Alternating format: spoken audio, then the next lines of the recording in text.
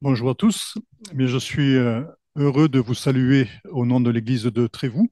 Puis je suis heureux de vous voir aussi nombreux. Il y a deux, trois têtes que j'ai eu plaisir à revoir ce matin. Et puis j'ai été ému par votre culte, par ce qui s'y est passé. Je me disais, mais on fait partie de la famille de Dieu, on est le corps du Seigneur. Et c'est quand même fantastique quand on voit de quelle manière ça se concrétise avec le soutien, avec l'aide, avec le fait de partager les mêmes sentiments. C'est gloire à Dieu. C'est quelque chose de vraiment fantastique. Alors, je vais changer un petit peu le ton de ce qui s'est fait depuis le début du culte, parce que rétrospectivement, je me suis aperçu que la question que je posais pour introduire l'étude du texte qu'on va voir aujourd'hui avait quelque chose d'un petit peu provoquant. Parce que la question, c'est suis-je disciple de Jésus? Et poser ce genre de questions dans une église évangélique un dimanche matin pendant le culte, en général, il n'y a pas grand monde qui va dire non, non, moi je ne suis pas disciple, hein. Moi, je viens, mais non, non, c'est juste pour l'ambiance. Ça peut arriver, mais bon, c'est quand même assez rare.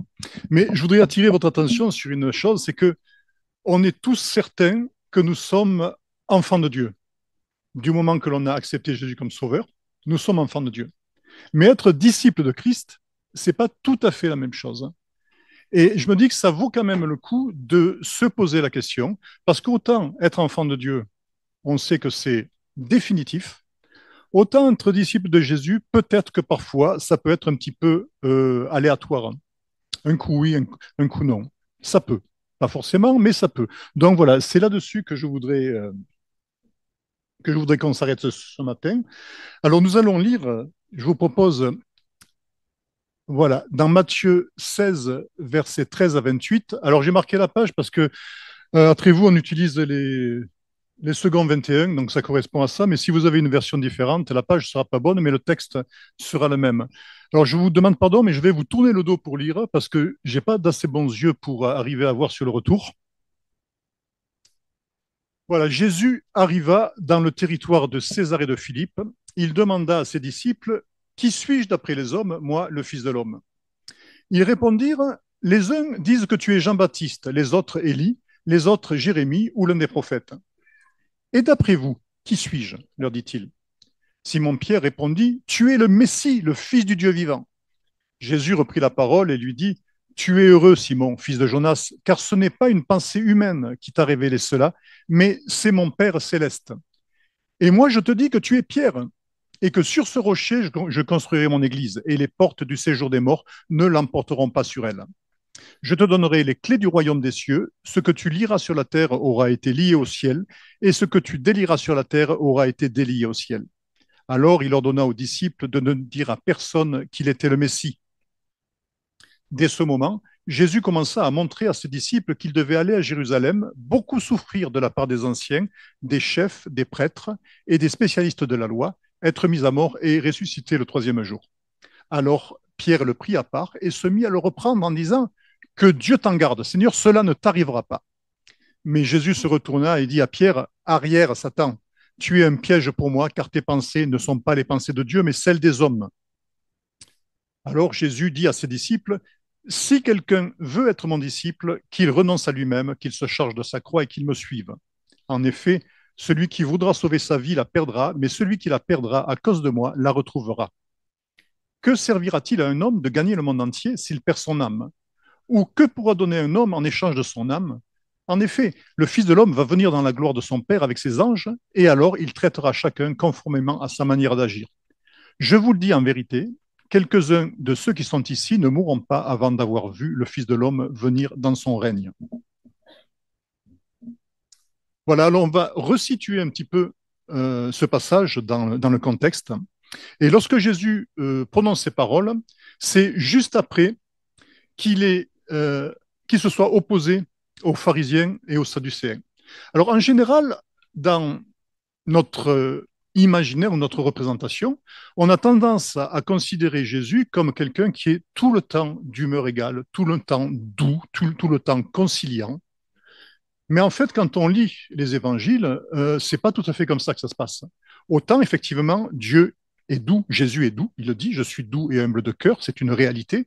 Et il est doux, il est conciliant, il est compréhensif avec tous ceux qui ont soif de lui.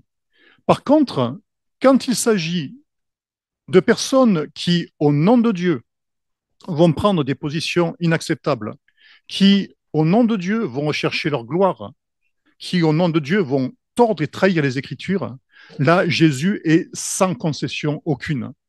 Et là, c'est pas le Jésus tout doux, tout gentil que l'on a souvent en tête, c'est un Jésus qui se positionne fermement et qui dit non, qui confronte les hypocrites et qui leur dit en face, vous êtes des hypocrites. Imaginez un petit peu si nous étions amenés à dénoncer de l'hypocrisie dans nos milieux évangéliques, par exemple. Et on va voir le président du CNEF et tous les principaux du CNEF et on leur dit non, ce que vous dites, ce n'est pas biblique, ce n'est pas la volonté de Dieu, vous êtes des hypocrites. Vous le feriez ça? Moi, je dois avouer que j'hésiterais, j'enverrai Jean Daniel peut-être. Mais en fait, c'est ce qui se passe dans le contexte. Jésus est en face des chefs religieux, ceux qui ont pignon sur rue, ceux qui ont une position sociale, ceux qui ont le pouvoir, et il leur dit, vous êtes des hypocrites. Et Jésus va dire à ses disciples, attention, méfiez-vous du levain des pharisiens et des sadducéens, autrement dit, méfiez-vous de ce qu'ils vous enseignent. Ce qu'ils vous enseignent, tous chefs religieux qu'ils sont, ce n'est pas la vérité, ce n'est pas ce que mon Père dit. Et donc, dans le passage qu'on a lu, Jésus va rétablir la vérité. Qu'est-ce que c'est le bon enseignement? Sur qui il est et ce que signifie vraiment être son disciple. Et ce que nous allons voir en regardant, alors j'ai trouvé 6 thèmes, ne vous inquiétez pas, ça ne va pas dépasser 14h30. Et donc, voilà les 6 thèmes. C'est qui est Jésus? Ensuite, l'apôtre Pierre qui nous donne un exemple à suivre. Puis le plan de Jésus. Puis Pierre qui nous donne un exemple à ne surtout pas suivre. Qu'est-ce qu'un disciple? Et enfin, on va être placé devant 2 possibilités avec un seul choix. Alors, qui est Jésus? C'est la première question. Et c'est une double question que pose Jésus parce qu'il dit, qui dit-on que je suis? Donc, que pense la société à mon sujet? Et ensuite, le deuxième volet de la question, c'est et vous? Et pour vous, qui est-ce que je suis? Et là, c'est quelque chose de beaucoup plus intime, de beaucoup plus personnel. Alors, je suis allé me renseigner un petit peu sur ce que nos contemporains pouvaient penser de Jésus, de qui était Jésus, et je suis allé à la source infaillible que je pouvais trouver, j'ai nommé Internet, et je suis allé voir un petit peu ce qui se disait, des questionnaires de trottoir, des citations, des choses comme ça, et je vais vous dire un petit peu ce que j'ai trouvé à ce sujet, ce que le nom de Jésus évoque pour nos contemporains. Alors, vous avez entendu parler de Michel Onfray? Oui. Alors, on connaît le personnage, c'est quelqu'un qui a pas tellement, il est pas tellement dans le gris, hein, il est blanc ou noir, mais bon, il a des avis assez tranchés. Et Michel Onfray nous dit que Jésus n'est qu'un mythe religieux n'ayant en fait jamais existé. Donc ça, on le voit dans Théorie de Jésus, le livre qu'il a écrit. Donc pour lui, c'est clair, Jésus, c'est un mythe jamais existé. OK? Ensuite, quelqu'un répond, contrairement à l'existence de Dieu, l'existence historique de Jésus-Christ est rarement mise en doute. Ça m'a fait un petit peu sourire parce que on ne croit pas en Dieu, mais on veut bien croire en l'existence de Jésus. Oui, mais Jésus, c'est une personne de la Trinité, donc c'est Dieu, mais on ne croit pas en Dieu. Enfin bon. Ensuite, quelqu'un dit une personne, Jésus, c'est une personne qui a été dans l'histoire des hommes et qui a servi de guide, quelle que soit l'appartenance communautaire. Quelque chose d'assez général. Un autre, Jésus, c'est une référence qui rassure, qui donne une ligne de conduite. Sur ce point de vue-là, on a des règles et des lois, on n'a pas besoin d'avoir de Jésus-Christ. Jésus, c'est intéressant, mais ce n'est pas utile. Un autre dit encore, Jésus, c'est un refuge pour des gens qui sont en détresse et qui ont besoin d'y croire. Et finalement, un dernier qui dit, Jésus, finalement, c'est pas matériel, on ne sait pas trop. Vous avez un panel quand même qui, je pense, est objectivement assez représentatif de ce qu'on peut entendre autour de nous. Jésus, ça peut être un mythe, ça peut être un grand homme, on reconnaît qu'il a existé, que c'était un grand homme, ça peut être une référence, mais une référence qui est dépassée. Ça peut être un concept qui rassure ou un truc qui est réellement incertain, on ne sait pas.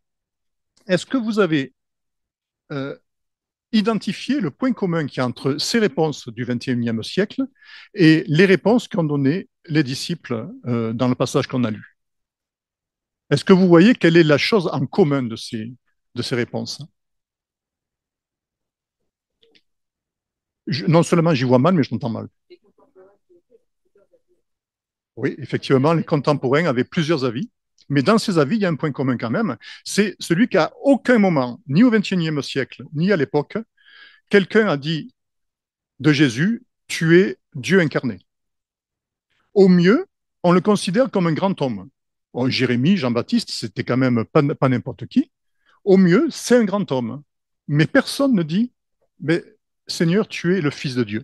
Personne, sauf l'apôtre Pierre, qui en cela est un exemple à suivre.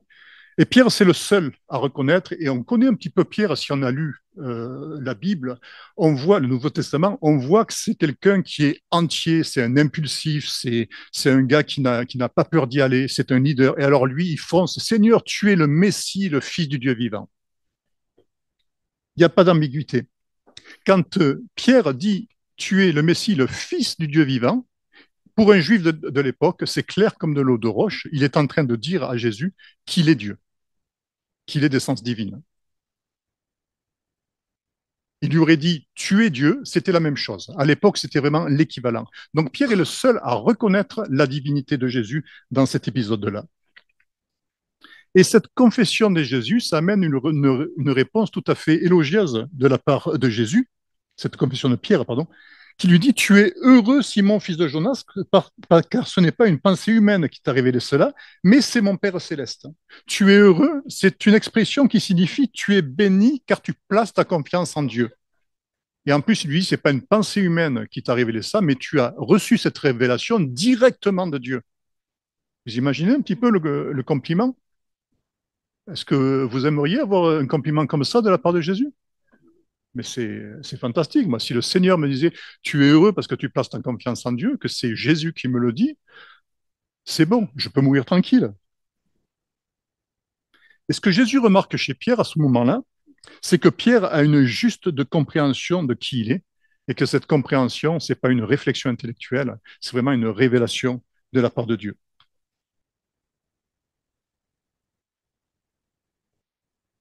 Et tout de suite après, Jésus va dérouler son plan. Il va expliquer à Pierre et aux disciples pourquoi il est là et ce qui va se passer.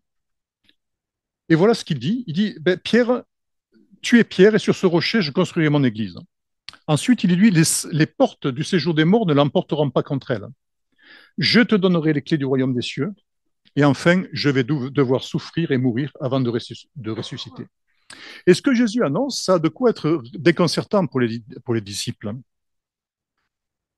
La première déclaration de Jésus, c'est une déclaration qui a fait couler beaucoup d'encre. Tu es pierre et sur cette pierre ou sur ce rocher, je vais construire mon église. C'est sur ces versets et les suivants, sur les clés du royaume, que l'église catholique en a déduit que c'est sur pierre que l'église allait être construite. Alors, je ne suis pas un théologien, mais je me dis quand même que Jésus annonce que l'église va être construite sur un homme, et qui plus est sur un homme pécheur. C'est bizarre, hein. Ça me paraît pas trop cohérent. Mais en fait, il faut s'arrêter un petit peu à la manière dont les mots sont prononcés. Alors là, on a une traduction grecque. Alors je vous rassure, je ne parle pas grec, mais moi je me suis renseigné un peu. En fait, Jésus dit à Pierre, Simon, tu es Pétros, donc le prénom Pierre, et sur cette Pétra, sur ce rocher, sur cette roche, sur ce roc, je vais construire mon église. Et le roc sur lequel, la pierre sur laquelle va être construite l'église, en fait, c'est pas l'apôtre, c'est la déclaration de l'apôtre qui dit, tu es le Christ, le Fils du Dieu vivant, tu es le Messie, le Fils du Dieu vivant. En fait, l'église est construite sur la divinité de Jésus. Si Jésus n'est pas divin, si Jésus n'est pas Dieu, il n'y a pas de construction, il y a pas d'église. Et c'est pour ça que Jésus continue en disant, les portes du séjour des morts ne l'emporteront pas sur elle. Autrement dit, la mort elle-même ne pourra pas arrêter la construction de l'Église. Et ça, c'est pareil. C'est, c'est parce que Jésus est Dieu et que la mort n'a aucun pouvoir que l'Église va être construite. Et Jésus va prouver que la mort n'a pas de pouvoir sur lui en ressuscitant. Si vous enlevez la résurrection du Nouveau Testament, il n'y a plus de christianisme, il n'y a plus de salut, il n'y a plus rien. C'est une coquille vide. Mais la preuve de de la construction de l'Église, de la validité de l'Église, de la puissance de l'Église, en quelque sorte, c'est la résurrection de Christ.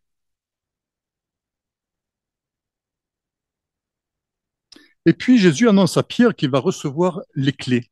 Je te donnerai les clés du royaume de Dieu. C'est un peu bizarre. Des fois, on n'arrive pas trop à comprendre ce que sont ces clés. Mais en fait, la clé, à l'époque, c'était un signe d'autorité. À l'époque, les clés, elles étaient remises à l'intendant de la maison. L'intendant, c'était celui qui représentait le maître de la maison. Si le maître partait ou s'il s'absentait ou simplement s'il voulait ne pas s'occuper de quelque chose, l'intendant avait autorité et charge pour agir au nom du maître de maison. Donc, ce que dit Jésus à Pierre, c'est voilà, moi je vais partir, mais je te remets les clés, toi tu vas avoir autorité, et c'est toi qui vas agir en mon nom sur la terre. Tu vas tu vas pouvoir lier sur la terre ce qui aura été lié aux cieux et délier sur la terre ce qui aura été délié aux cieux. C'est-à-dire que Jésus annonce à Pierre que Pierre va recevoir une inspiration particulière en tant qu'apôtre qui va lui permettre d'être en connexion directe avec la volonté de Dieu et de savoir ce qui est valide dans le ciel pour l'appliquer sur la terre ou ce qui ne l'est pas dans le ciel pour ne pas l'appliquer sur la terre. Il a cette autorité-là de lier et délier. C'est pas lui qui va décider. Il va simplement dire ce qui s'est passé au ciel et retranscrire sur la terre ce qui a été décidé. Mais auparavant, Jésus va annoncer qu'il doit d'abord souffrir, mourir et ressusciter. Et en fait, c'est là que ça se gâte. Parce que Jésus annonce ce qui va être mis à mort, et Pierre, on l'a vu, qui est une personne impulsive et entière, il va dire, voilà, non, pas question. Ça va pas se passer comme ça, c'est pas envisageable. La mort de Jésus, c'est pas une option. Jésus, c'est le Messie, Jésus, c'est Dieu. Comment est-ce qu'on peut imaginer que l'envoyé de Dieu, Dieu incarné sur terre, va souffrir et mourir? Est-ce que c'est logique? Même pour nous, est-ce que c'est logique? Ça l'est pas. Et pour Pierre, d'autant plus, il n'avait pas tout l'arrière-plan que l'on a nous actuellement. Et Pierre dit non, non, non, ça c'est pas possible. Et c'est là que Pierre devient un exemple à ne pas suivre. Pierre réagit comme s'il pouvait décider de ce qui était le meilleur entre ses attentes et le plan de Dieu. Dieu, Jésus lui dit voilà comment les choses vont se passer. Et Pierre dit attends Seigneur, on va faire à mon idée, ça sera beaucoup mieux. Il vient de dire à Jésus tu es le Fils de Dieu, donc tu es Dieu. Et Pierre dit à Dieu, non, non, ce que tu dis, ça va pas, on va faire à mon idée. Vous voyez un petit peu l'incongruité de la réaction. Est-ce que parfois, nous ne sommes pas nous-mêmes dans ce genre de réaction?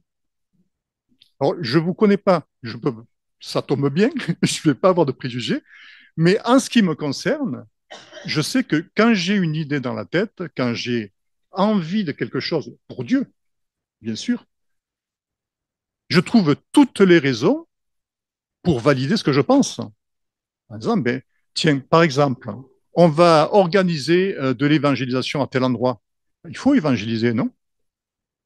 C'est la volonté de Dieu.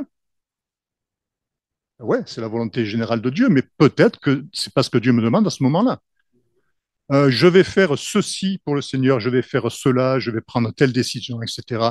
Je vais partir à tel endroit. Oui, mais si Dieu veut, peut-être que ce n'est pas la volonté de Dieu à ce moment-là. Dieu dit dans sa parole, mes pensées sont très éloignées de vos pensées. Et on ne sait, même si on a une compréhension juste de la volonté de Dieu, on ne sait pas toujours si c'est le bon moment ou s'il vaut mieux attendre ou s'il vaut mieux renoncer.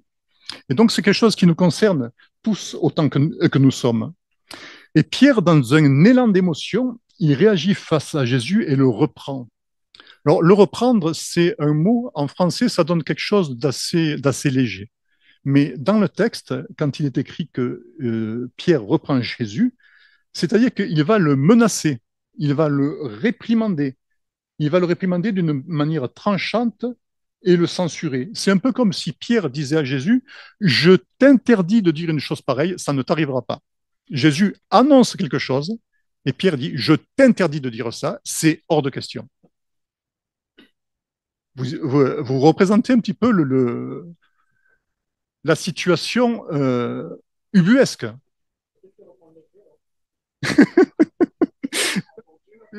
Tu lui en parles, moi je m'y risquerai pas.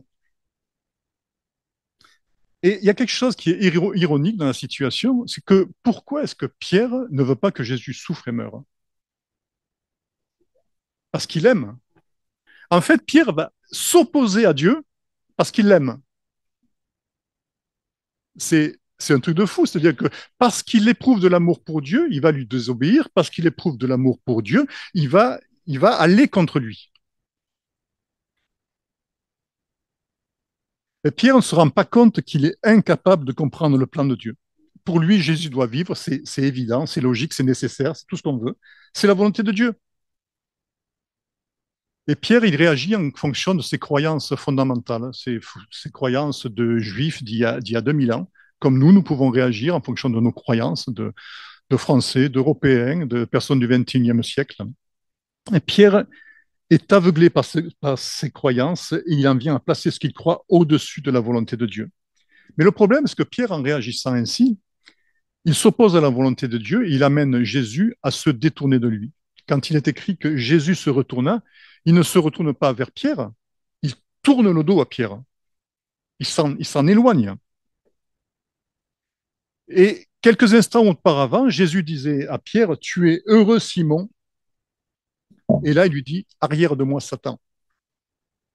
Il y a eu, je ne sais pas, peut-être quelques minutes entre les deux épisodes. Et à un moment, Jésus dit, tu es heureux Simon, tu es dans la volonté de Dieu Simon. Et l'instant d'après, il lui dit, arrière de moi Satan. Satan, c'est l'adversaire. Il lui disait, c'est pas la chair et le sang, c'est pas des pensées humaines qui t'ont révélé cela, c'est mon Père qui te l'a révélé. Et l'instant d'après, il lui dit, tes pensées ne sont pas les pensées de Dieu. On a deux situations diamétralement opposées en quelques secondes. Deux positionnements d'une même personne radicalement opposés. Une qui appelle les éloges de Jésus et l'autre qui amène Jésus à se détourner de la personne. Qu'est-ce qui s'est passé? Comment est-ce que Pierre peut avoir été aussi proche de la volonté de Dieu à un moment et quelques minutes après s'en éloigner autant? Mais tout simplement, c'est que Pierre a placé, dans, la, dans le deuxième exemple, il a placé sa volonté au-dessus de celle de Jésus. Et ça s'appelle s'autonomiser. Vous savez ce que c'est le mot autonomiser? Être autonome, c'est être sous sa propre loi. Et en fait, Pierre s'est placé sous sa propre loi plutôt que de se placer sous la loi de Jésus. Et ça encore, c'est quelque chose qui peut nous arriver à chacun, qui nous guette tous à un moment donné. Et Jésus va devoir expliquer ce que c'est qu'un disciple. Parce qu'il y a une différence entre aimer Jésus et être son disciple. Il y a une différence entre suivre Jésus et lui obéir. Je peux suivre Jésus, je peux lire sa vie dans la Bible, je peux être d'accord avec ce qui s'est passé, mais ne jamais lui obéir. Je peux aimer Jésus et vraiment l'aimer réellement, mais ne jamais lui obéir. C'est possible. Et mon amour pour Jésus peut vite avoir une limite lorsque pour continuer à l'aimer, je dois renoncer à quelque chose qui me tient à cœur. C'est facile d'aimer quelqu'un qui nous demande de faire ce qu'on a envie de faire. Mais à partir du moment où Jésus nous demande de faire quelque chose qui va être contraignant, qui va être difficile, Jésus va nous appeler à renoncer à nous-mêmes. C'est pas la chose la plus simple à faire. Est-ce qu'à ce moment-là, je vais continuer à le suivre, à lui obéir, ou est-ce que je vais dire, oh là, Seigneur, je vais me tenir un petit peu à l'écart parce que ce que tu me demandes, c'est un peu compliqué. Et alors, Jésus dit à ses disciples, si quelqu'un veut être mon disciple, ce petit mot alors, il nous montre qu'il est directement en relation, qu'il y a un rapport direct entre la réprimande à Pierre et ce que dit Jésus, si quelqu'un veut être mon disciple. Et il va expliquer ce que c'est qu'être réellement son disciple. Déjà, il commence à dire si quelqu'un veut être mon disciple. La première condition pour être disciple de Jésus, c'est le vouloir. Si j'en ai pas envie, si je ne le veux pas, si c'est pas important pour moi, c'est même pas la peine d'essayer. La première chose, c'est ça. Est-ce que je veux être disciple de Jésus? Et Jésus va dire, ben voilà, si quelqu'un veut être mon disciple, qu'il renonce à lui-même. Renoncer à soi-même, c'est pas renoncer à sa dignité, mais c'est renoncer à ce que notre dignité soit reconnue et renoncer à vouloir la faire valoir à tout prix. J'ai une dignité, j'ai un honneur, j'ai tout ce que vous voulez, mais est-ce que je suis capable d'accepter de renoncer à tout cela pour Jésus? Est-ce que je suis capable de renoncer à faire valoir mes droits? Est-ce que je suis capable de renoncer à ce que je serais en droit d'attendre? On l'a dit, Jésus est Dieu. À quel moment Jésus a été Dieu? Question à 100 francs. Que sur la croix? Jésus, il a été Dieu de toute éternité. On est d'accord? Et à la croix, est-ce qu'il était moins Dieu à la croix? Il était Dieu à la croix aussi.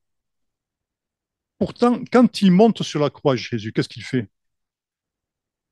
Il renonce à exercer sa divinité ou à faire valoir sa divinité. Il accepte de renoncer et de mourir, alors qu'en tant que Dieu, il aurait pu éviter la croix comme il voulait. Jésus lui-même renonce. Et en tant qu'enfant de Dieu, est-ce que je suis capable, moi, de renoncer à ce que je considère comme des prérogatives, comme ce qui est un droit pour moi? Et Jésus continue en disant, si quelqu'un veut être mon disciple, alors qu'il renonce à lui-même et qu'il se charge de sa croix et qu'il me suive. La croix, ça a toujours été un symbole pour les chrétiens, je pense, depuis le début du christianisme. Et on voit encore aujourd'hui des chrétiens qui portent une croix comme signe d'appartenance pour marquer leur appartenance à Dieu, pour marquer leur amour pour Dieu, ou d'autres qui vont dire, ben, porter sa croix, ça va être supporter les épreuves de la vie avec plus ou moins de résignation et accepter ces épreuves et puis continuer d'avancer. C'est un peu un fardeau que je porte et puis bon, voilà, je résiste. Mais en fait, porter sa croix, ça a une toute autre signification. Il faut se rappeler qu'à l'époque où ces mots ont été écrits, la Palestine est sous domination romaine. Et les Romains étaient connus pour être un peuple qui brisait les résistances. C'était une nation de fer, c'est une nation violente.